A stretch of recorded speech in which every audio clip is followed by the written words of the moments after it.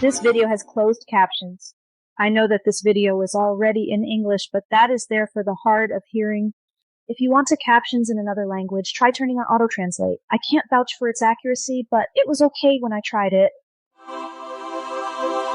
Hi there, I'm Pinaura, the Grand Lore Keeper of the Baringan Preservation Society. This is my brother. And that is just a tap.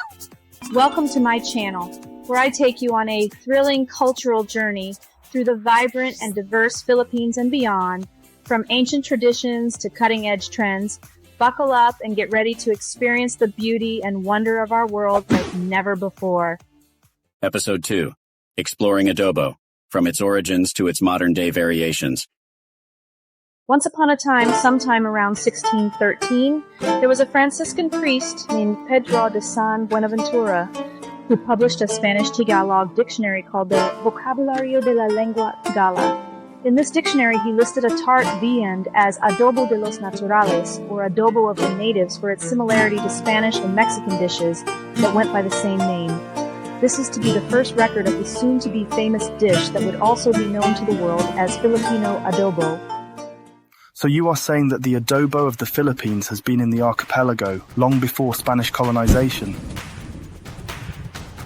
Well, lexical imperialism. What? Food historian Raymond Sokolov says the ingredients used for adobo were already here way before Ferdinand Magellan set his paws in these islands. It's just a case of the original name not having been recorded. So, yeah, lexical imperialism. All this talk about adobo is making me hungry. Well, there are many types of adobo to choose from. How many types of adobo are there? More than 1,000. What? Adobo comes in different colors, textures, and flavors depending on the region. For example, there's white, black, brown, red, and yellow adobo. There's also chewy, crunchy, and flaky adobo. Some adobo has sauce, some doesn't. Some adobo even includes coconut milk. There are many types of meat and vegetables that can be used to make adobo.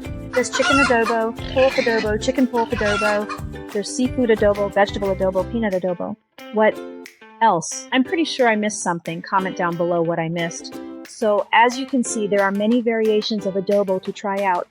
Adobo is like the national dish of the Philippines, and it's a staple of our cuisine that has deep cultural and historical roots. It's a flavorful stew braised in vinegar and soy sauce, seasoned with garlic and other spices, and cooked until the meat is tender and the sauce is thick and savory. Filipinos love to enjoy adobo with rice or bread, and it's a dish that can be found on any table, from a humble home kitchen to a fancy restaurant. Let's take a look at how Filipinos enjoy their adobo. Some prefer to eat it with rice, which helps to balance out the rich and tangy flavor of the sauce. Others like to pair it with bread, which helps to soak up the flavorful sauce and gives it a different texture and taste. Adobo can also come in different variations, depending on the type of meat used or the way it's prepared, and no matter where you are in the Philippines, adobo is a dish that's always present in any celebration or gathering, and the smell of adobo cooking can instantly transport us to our childhood memories and to the warm and loving embrace of our families. There's even an adobo festival held in Negros Occidental every year to celebrate the dish and raise money for a museum.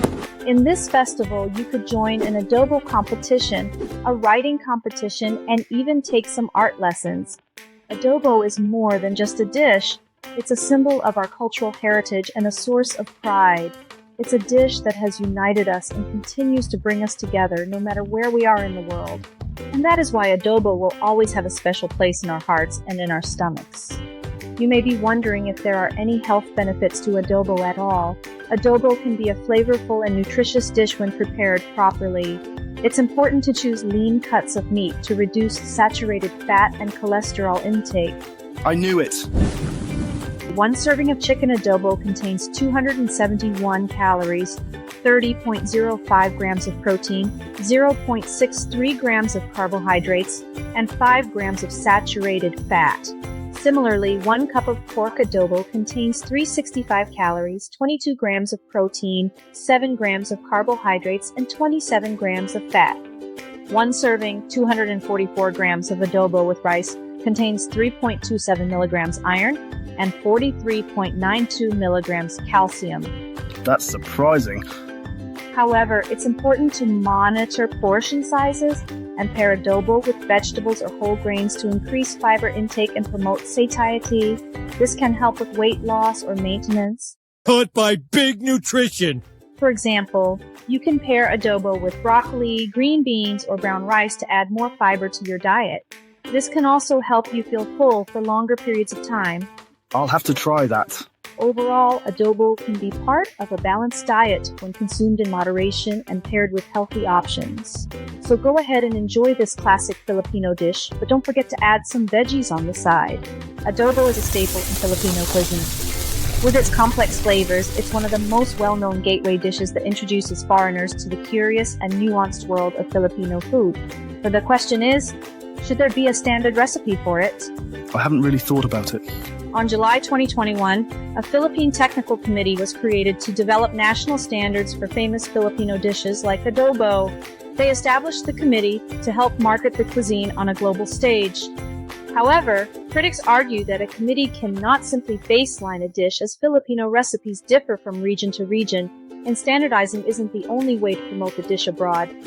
The Philippines is an archipelago made up of more than 7,000 islands. Many believe that there is strength in diversity, whether it is through languages, skin color, or regional food.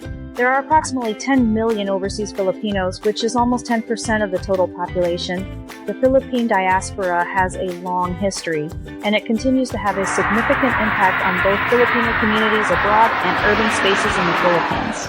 Different variations of adobo can be found outside the Philippines. Critics have called out Americanized takes on adobo like Jeffrey Zakarian's recipe.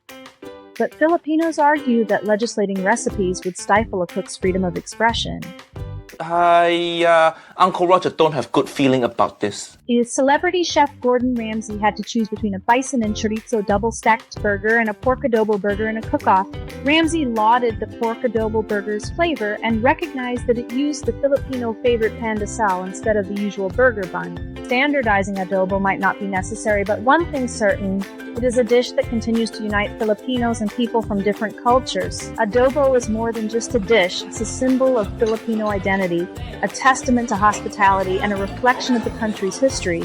From its humble beginnings as a preservation method to becoming a beloved staple in Filipino cuisine and beyond, adobo has brought people together for generations. We've explored the different types of adobo and highlighted the unique flavors and characteristics of each.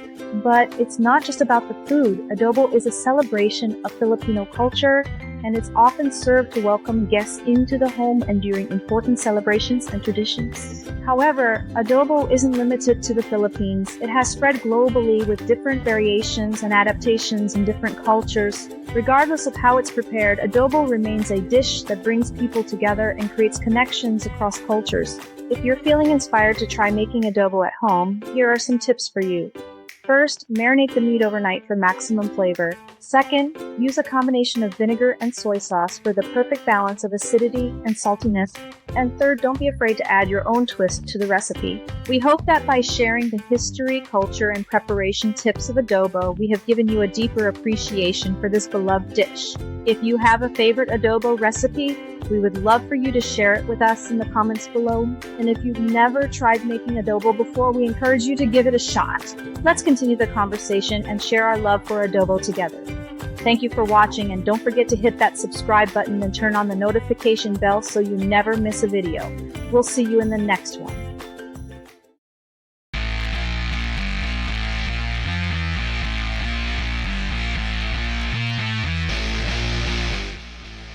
Well, that's it for our adobo adventure. Thanks for joining us on this flavorful journey. Don't forget to hit the subscribe button and turn on the notification bell so you never miss a bite.